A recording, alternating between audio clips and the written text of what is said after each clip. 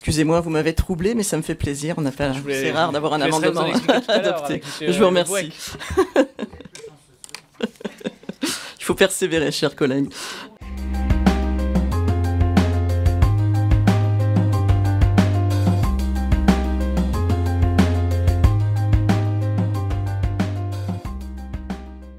Madame Resiguier.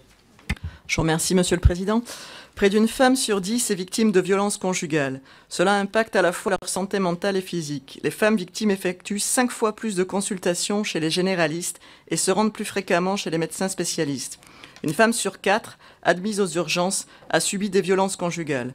Alors, lorsqu'une personne est victime de violences conjugales, il n'est pas toujours aisé pour un médecin de repérer les maltraitances, verbalisées ou non, de faire un constat clinique, puis de donner l'alerte si nécessaire en rédigeant un certificat médical pour coups et blessures.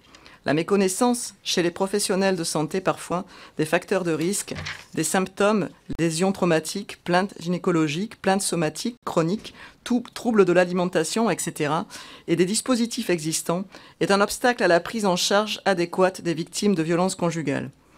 Par ailleurs, l'association Oser le féminisme a récemment mis en lumière de nombreux cas de violences gynécologiques et obstétricales, d'infantilisation ou de défiance vis-à-vis de la souffrance des femmes par des professionnels de santé.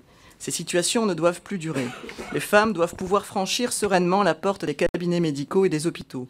Par cet amendement, nous proposons que soient intégrés dans la formation professionnelle initiale et continue des modules relatifs aux femmes, aux stéréotypes de genre et au respect du corps d'autrui.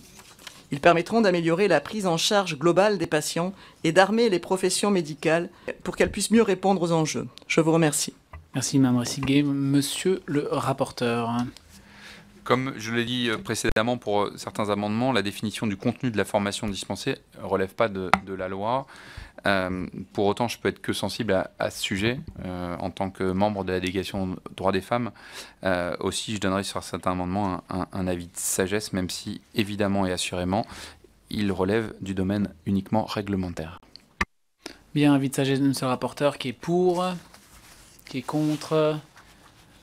Chers collègues, il faut juste lever les mains. Qui est pour, avec un avis de sagesse de monsieur le rapporteur. Qui est pour, qui est contre.